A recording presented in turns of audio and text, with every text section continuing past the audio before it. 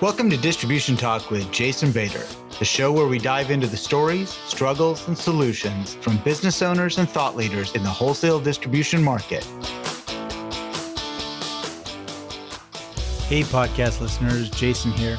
In this episode, I had the opportunity to sit down with Mike Meier, COO of Meier Supply. Meier Supply is an HVAC distributor based in central New York. Now, I've known Mike for a long time, and one of the things I love about speaking with him, not only is he just a genuinely friendly guy to be around, but he has this real caring for the people that work with him and for him in that organization. He's got a whole lot of family in there as well, and so it definitely, he has his hands full. Anyway, I enjoyed my conversation, and I hope you will too. This episode of Distribution Talk is sponsored by InSequel Distribution Software. InSequel prides themselves on their rapid response customer support team. They maintain a very low 1 customer support person per 20 user ratio. Now, I have a long history with this company. I met the lead developer several years ago when he attended my inventory management seminar. He didn't just attend, he absorbed the content.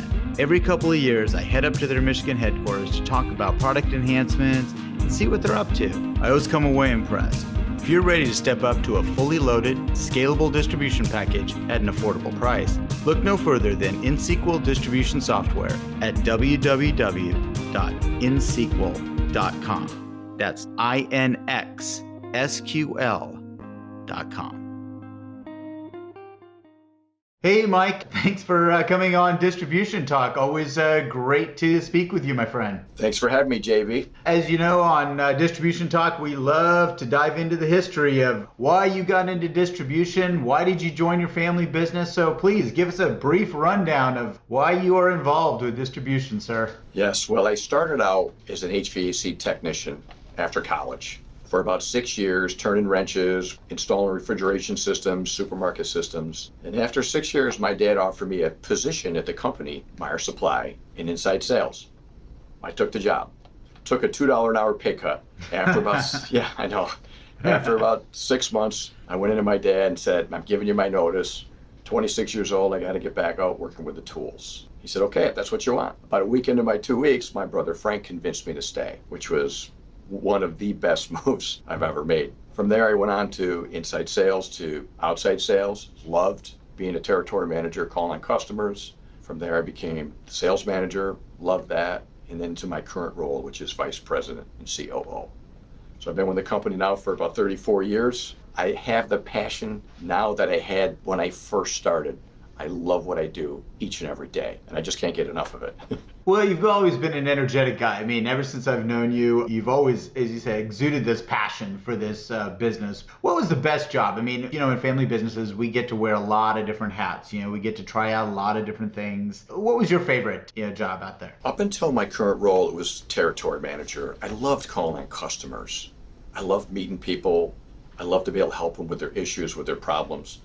But as I got into the role I'm in now, I realized the importance of coaching like this next generation, this wave of employees. So important to get the right people on the right seat of the bus. It's huge. It means everything. So to me, I have a passion for coaching the people around me, making them better. Because that way I can retire and know that it's going to be somebody better will hands. take. Yes, exactly. and that retirement, that hopeful retirement income will be steady. That would be a lovely thing. Absolutely. Yeah. Well, thinking about that territory manager position, do you think maybe some of that goes back to your tech background, loving the tools, loving to turn the wrench, those types of things? It's funny you say that. I don't think so. When you're a tech, a lot of times you're out by yourself or you're working on equipment and you start to deal with people. And actually, I originally struggled calling on customers. It wasn't my specialty. I really had to learn to talk and to deal with people. I took the Dale Carnegie course. That was a huge breakthrough for me. But as I got going and gaining steam, I realized I loved it. So I kind of come out of my shell from learning to be a territory manager and being able to communicate, listen, all those things with people. It's funny, I think back about all the different jobs I had, coaching, and obviously I coach now, so that's supposed to have been the great job that I had. But no, in distribution, I loved being a delivery driver. That was something fun for me. I enjoyed that because literally, it was pretty simple. I had to get from point A to point B, hopefully not killing anybody along the way. and my day went very quick. I think that was another thing, a bonus about that job was my day was always, I was on to the next thing, didn't have a whole lot of thinking time. It was get to the next place and there was, and all of a sudden I'm done for the day. So anyway, I always tell people, yeah, that's my favorite job in distribution. And so I have a tremendous amount of respect for those who decide, I just want to be a driver. And you know what? There's nothing wrong with that. Hey, there's one problem with that. It might not pay the bills. that is the downside. Minor of that, detail. Unfortunately, Minor detail. Yes, a minor detail. Yeah, and those bills as we get older tend to get a little bigger too. You know, so. Yes. You've got families to feed. I always used to say, you know, you loved it when a young person came to work for you, and man, you loved it when they got married in a mortgage, man. Ooh, I got them now. It's awful tough for them to take off and be freewheeling. So, you know, the coaching side, you know, just to get back to that, tell me about some of the newer people. Now, is this 4 generations in the organization now? 3rd generation running the company, 4th generation working here. Wow. That's pretty rare. I mean, I remember, you know, as I went through that, multi-generational coaching, my family, we did a lot of the, went and saw some people. Actually, with the old Arthur Anderson, had a really good Center for Family Business. And I remember that with each generation, typically it's a third of those companies fall into other hands. You know, so it's very rare to get to that 4th generation. I mean, that's actually a huge accomplishment for you all. No doubt. No doubt. The company started in 1957 by my grandfather, who was actually 50 at the time, with my father, who was 21. And from there, my uncle, a couple of uncles, my mother worked there. Now we have a lot of family members working. I've worked with 2 brothers, 2 sisters work here, a cousin, brother-in-law, nephew, and my 2 daughters, and my wife works here. So out of 160 employees, there's probably 12 or 13 that are family. But quite honestly, all the rest are like family. Yeah, absolutely. It's funny, you know, so I couldn't work with my brother too. You know, I worked with him and he and I actually are so much better friends now that we don't work with each other, you know. But wow, that is an accomplishment into itself, is to actually be able to work with 12 family members out there running around. So it's been good. I will say that what I do like is we don't always agree. And I think that's important in a family business, that everyone can't agree all the time. It's okay to have controversy and people not agreeing, because it makes you come into a meeting prepared to challenge whatever the situation is. And so it's been a really good thing. Great. No, I would agree that you definitely don't always agree on things. With families, I think they have to find that way that they can communicate through those differences and those challenges, because each of us are going to come at problems just a little bit differently. And we have to be able to go home and meet at Thanksgiving again and not throw things at each other at the table. And absolutely. One of the other things that I know, you've been very involved with your trade association, Hardy. If you could take me back, why did you raise your hand, or how did you get involved with Hardy? I guess that's a good question. You know, I think when I got involved with Hardy, I went to take a break and I come back in and they elected me to go through the chairs. That's usually the case. That's normally how it happens. But sure. Quite honestly, ARW days before they became Hardy, they were instrumental in the growth of Meier Supply. Hardy comes along, was huge in my personal development and the company's development. So when the time came to raise my hand, I really thought, hey, I got to give back here. And people would say, hey, look, what about, there's a time commitment. It's going to take you away from your desk, going to take you away from the company. You can't let your company suffer. Lucky for me, I had a really good team back here to be able to, manage all that goes on. So it was about giving back. And it ends up being that, wow, I was able to network with a ton of smart people and share best practices like all the time. I mean, I was surrounded with the smartest people in the industry. Like, wow, I'm getting a lot out of this. So as busy as it was, I can say I got a lot out of it. I would do it again. As much as it took me out of the office, I would do it again in a heartbeat, just for those reasons. Yeah, absolutely. And obviously I have you to thank for involving me with Hardy. In fact, I think my first exposure to Hardy, or very soon thereafter, was the regional that you did out in Atlantic City, where you invited me out to speak. And so I think, and that's been a whole lot of years ago. I appreciate that, because I've had a very long and fruitful career with Hardy as well. I would echo your thoughts. As I said, I was involved with my trade association, went up through the ranks as well, and was president of that association. But just the things that I took away from that, and the things that were just so fascinating, and the people that I met throughout the years, and I still stay in touch with a lot of those people. I mean, I'm very close to a lot of the people that I served with on those boards. That was a really, really big deal. So, no, I echo your thoughts absolutely. I mean, it was something that you just kind of raise your hand, say, you know what, it's time for me to give back. It really is. And not only that, it's the blink of an eye. You're thinking, boy, I've got to go through all these years. And before you know it, you're done. And just time flies. So ends up, when it's all done, it's just like a flicker. It's a flicker in your life and you're moving on. Yeah. And lucky for me, I still have those relationships and I still reach out to the Hardie people that I was dealing with back then and other distributors and share a ton of information. I've got this one email group I click on, I send a question to like 6 people and I get 6 responses about running our business. So it's pretty awesome. Oh, that's great. Yeah, I was thinking back. It's like, man, it's been 16 years since I was the president of that association. And again, it does feel like it was just yesterday, that I still can remember everything about that experience. If you could share this,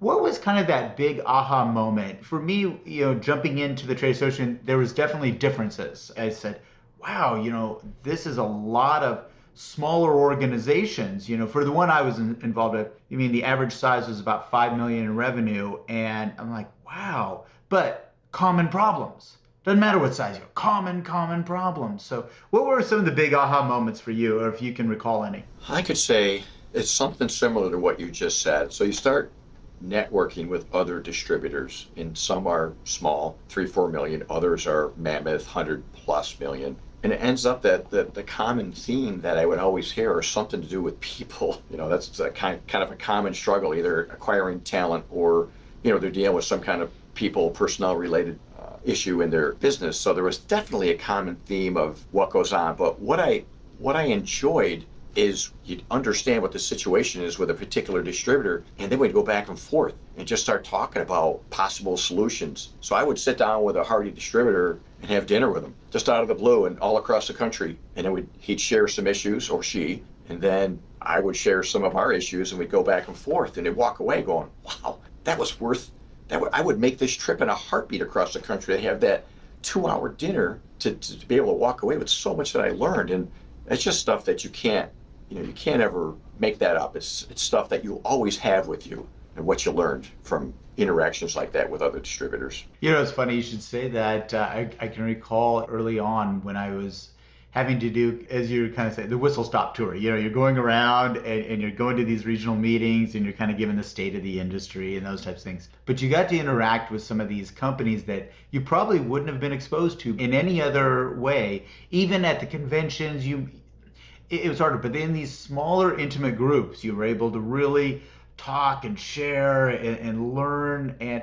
I still, to this day, maintain those relationships with people that I met while going around and making those stops. Now, this is something that I kind of think back, for the listeners here, how should you get involved with your association? Is there a process, or do you have to be picked, or what advice would you give? If somebody wants to serve, how do they do that? Boy, that's a great question, JB. And I think that Hardie has changed over the last year or two about how they structure their committees and councils. And I think that if you've got an expertise in a particular council, whether it's profit or HVAC or controls or whatever it is, reach out to Hardie. And they send out emails looking for people who want to serve on a council. And I think that's the best way to initially start. Then once you get involved, you decide where you want to take it. It's up to you and how much you want to engage. But the good part is you're going to walk away with a ton of knowledge if you truly are engaged and ask questions. And again, you just get to sit side by side with so many smart people in this industry. Yeah, I think it's definitely one of those career builders for sure. That is something that, really, I couldn't recommend enough. I think both of us are in that same boat.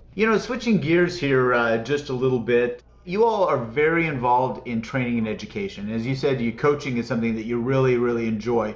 But you all have taken it to a whole nother level here with Meier University. Could you share a little bit about what that is, how it was built, and whatnot? Sure, Ken. And we are fortunate enough to have an amazing 2 guys that run our training department. And they've got an awesome administrator that really helps them. So Meier University was started up so we could kind of separate ourselves to be able to have specific training that aligns with the customer's needs.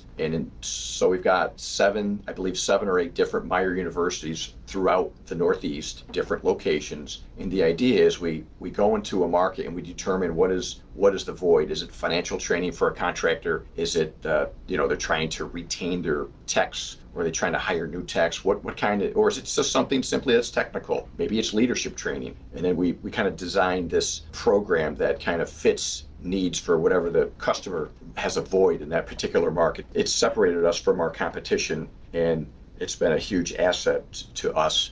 And then so the other benefit too is we send our employees through Meier University too. So it started out a contractor thing, but we also have our employees going through this university that kind of helps to build and develop them on their skills. So it's primarily product knowledge based and application based. Is that the general thought process there? Now it's got into financial training, so we also can bring in contractors and help them with their income statement, help them getting their bills out, help them in so many aspects of running the business. There's been so many times where you see a really, really good couple of mechanics, they get in, they start a business, but maybe the business side isn't their expertise. So those kind of guys, we try to help through it, because you think about it, the better we make our contractors, our customers, the better it's going to be for us and of course for them. And for me, it's about what can we do to make a contractor more profitable? Ultimately, what can we do for them? Because everyone has different aches and pains. They've got different hot buttons. And the question I always like to ask a contractor, an owner, say, what keeps you up at night? What is it that keeps you up? And then once you determine what their pain point is, and then we collectively build and develop a program that can help them. And when you do that with a contractor, well, you tighten that bond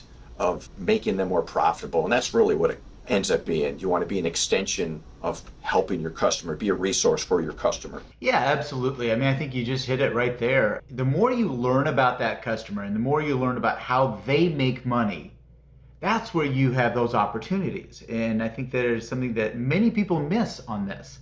Once you understand that, and frankly, in your case, you can help them improve their organizations and help them make more money, that's going to create tremendous loyalty towards you all. That's definitely it. We had this one contractor who was awesome. They did great work. They took a long time to get the bill out to the customer. So it was just a cash flow thing. These guys were making money. They just weren't getting paid. Minor detail, but when we help them with that, puts them in a better position. But it's in some cases, you got to determine where you can help them. What is their pain point, and then just go from there. So it's been good. Meier University has been a huge asset and benefit to Meier Supply customers. And remind me again how long when did you start that again? I'm going to say it was the early 2000s, maybe 2005. Okay. So it's, probably 10, 15 years now that you all have been rolling along this and rolling this out. Is it something that is continually expanding, or do you feel like you've kind of developed this thing to a point where it's pretty sustainable at this point? Well, with the way technology is, it's always evolving, it's dynamic. We've got videos now online where somebody's having a problem with a particular install or a thermostat or whatever. They click on a button and they get our trainer to come up for 5 minutes on a video to be able to help them, walk them through a problem. So that's ever evolving. Technology is allowing us to kind of be as forward thinking as we possibly can and have answers, FAQs on a click of a button on someone's mobile phone if they're out there. So the Meier U is great, but they've got to come off the job site, come at our place at night, have dinner, go through Meier U. So we're trying to be readily available with information that can help them right on their phone. So you've got experts basically kind of waiting for these challenges to come in. Is that, yeah? Yeah, in addition to Meier U, they've got a phone with them 24/7 to take a call from a customer that's having an issue.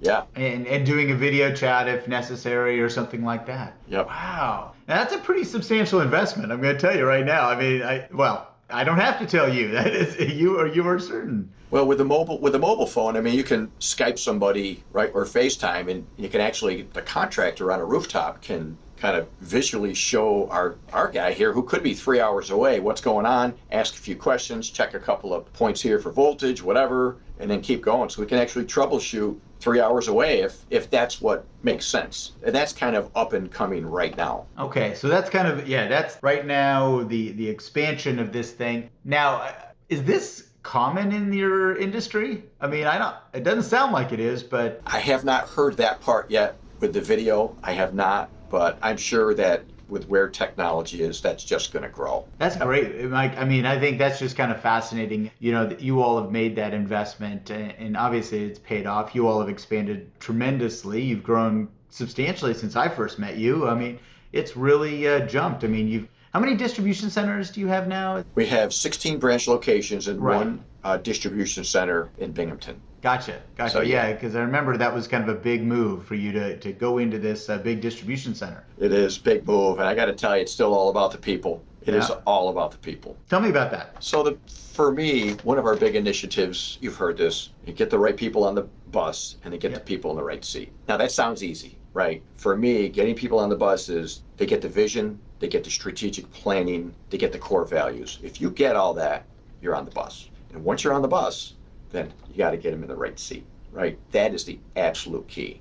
When you don't have that working, then you just have, you're chasing your tail, you have a ton of problems. You spend a lot of time on things you shouldn't be spending. When you have the right people on the bus and they're in the right seat, you know what you spend your time is? Being able to get enough people to fuel the growth that you're accomplishing from it, doing all the right things. You got forward-thinking team members that collectively get together and they're thinking outside of the box, and it's not where the puck has been, it's where the puck is going. And it's incredible when you put this leadership team together, and we've been really, really big on strategic planning the last 18 months. It's just incredible what comes out of it in the action, in the initiatives. And so for me, it is all about people. And that's like an ongoing thing. It's not like you do it once and you're good. It's just, you have to continually make sure that you spend the right time to get the right people. So we do all kinds of personality assessments, a ton of interviewing. We're really slow to hire because it's important. When we hire somebody and it fails after a few months, I kind of feel like we didn't do our job, right? I mean, if someone's going to leave a job to come to Meier Supply, I want to make sure it's the right move, and I want to make sure it's the right move for them, so that we spend a lot more time in that whole process than ever before. It takes a couple of years to have it start to pay dividends, but it is now, which is really cool to see. Oh yeah, absolutely. And I love the hiring slow. That makes a whole lot of sense. I mean, you really think about, I do need the right people. And it's almost that you look at the people that are already in the organization and you owe this to them to bring in the very best people for them to work with. I think, bringing in people just for bodies and warm bodies' sake, I mean, that's not fair to any of them. True. So one other thing I'll add too, and it's really hard to bring talent into this industry, as you've probably heard from other distributors. Another thing we started probably 9 or 10 years ago, we call it the Meier Core Development Team. And it's a 3-year leadership program. And what we do is we take generally the millennial group and we run them through 3 years of leadership and business. And the whole idea for us is we want to build this internal group of leaders. I want to make sure the next generation, it's not just 1 or 2 employees that we're going to count on for leading the company. We want a whole bench full of employees that can help to run and lead this company. So we're just getting ready to graduate our 3rd group this fall. So it's been 3 groups, 3 years each session, each term. And it's been amazing because I've watched some of these graduates go on and move up to higher roles in the company, to move into leadership roles. And we've continued to tweak this program. So while we're hiring the best, we're really working hard on building this team internally. Oh, that's fantastic, Mike. I mean, absolutely. And again, I think it goes back to that investment, that educational foundation and investment. I'm sensing a theme here in Meier Supply that this is something that you all spend a lot of time on, is I am going to invest in the very, very best education I can possibly give them to secure your retirement. That is really, let's just get down to where it is. To secure Mike's retirement here. That's nice. Now, are all of that leadership development, is that all internal, or do you all go outside a little bit, maybe to your association or to local offerings or whatnot? Great question. It's a little of both. We bring in speakers from outside. We internally, myself and others will get up and give presentations on a whole wide variety of leadership or business topics, income statement, traits of leaders, you name it. Prior to each, we physically get together in the fall and in the spring. There's homework they have to do before the meeting. They've got to read books. They've got to get up and give presentations. We'll bring in speakers from Dale Carnegie that we know. We've got some really awesome speakers locally from Dale Carnegie. So we try to keep a wide variety, keep it active. The day before the meeting, we have a team building little session. We'll go out and have dinner, and we'll everyone get together and sing Kumbaya and do whatever, do skeet shoot and do whatever, something to kind of bring them together. So it's about 12 to 13 people in each group, and they really build a bond.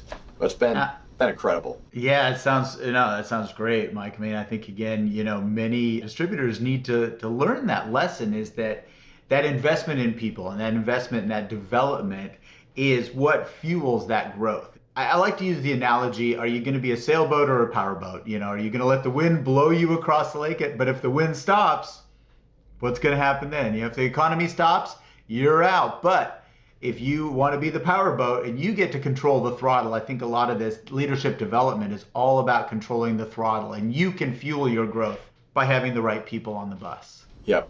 Absolutely. And I'm not sure if I said this already, but when you start having the right people and things are happening, the biggest issue we have is finding and developing enough talent to keep that growth going, because we continue to need people. So a lot of good things happen when you got the right people. Well, recruiting, if we can step there for a quick second here. Yeah, that's not easy. I know that, in my younger brother's company, they spend a lot of time and energy recruiting at the industrial distribution schools around the country.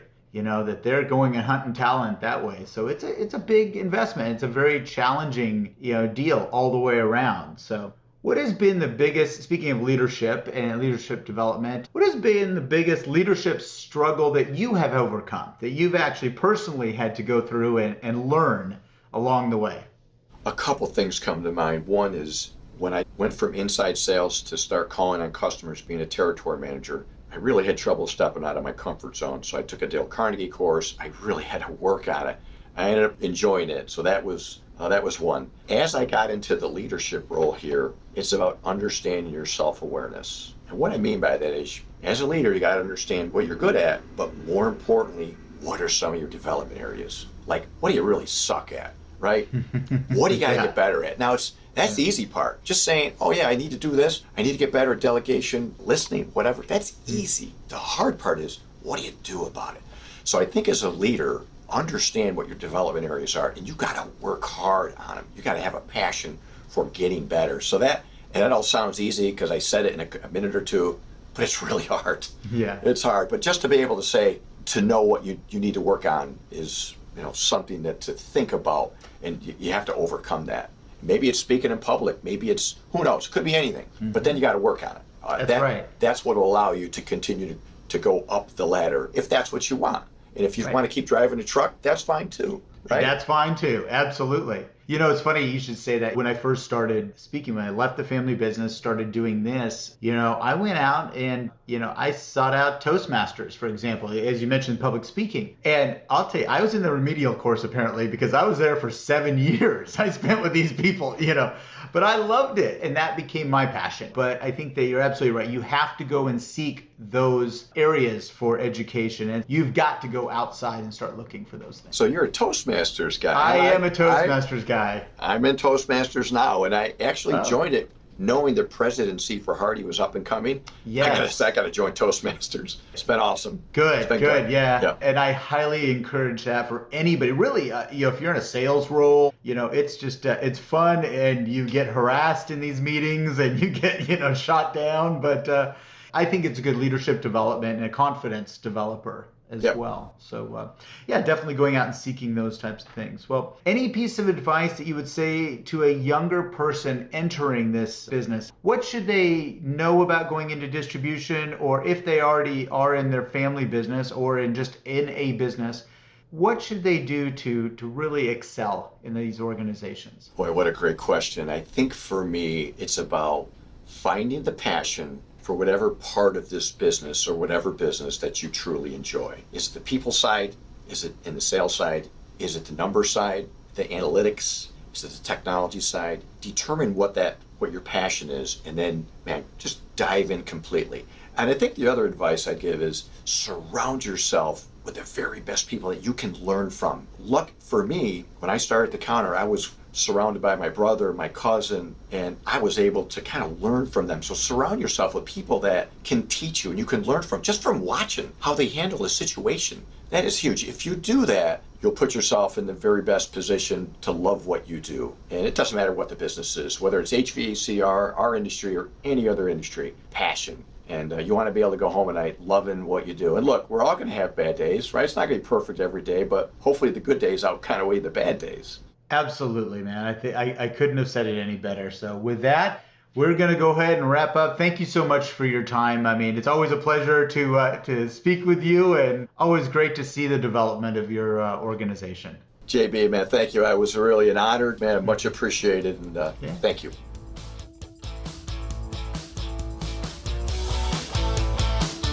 Thank you for listening. If you liked what you heard, consider hitting that subscribe button. Links to sponsors, products, and services mentioned during this episode can be found in the show description area on your podcast application or at www.distributiontalk.com. Distribution Talk is edited and mixed by Andrea Klunder and Edwin Ruiz at the Creative Imposter Studios. This episode was brought to you by my company, The Distribution Team. We are a consulting services firm dedicated to helping wholesale distribution clients remove barriers to profitability, generate wealth, and achieve personal goals. To learn more about how we can help your company succeed, check us out at www.thedistributionteam.com.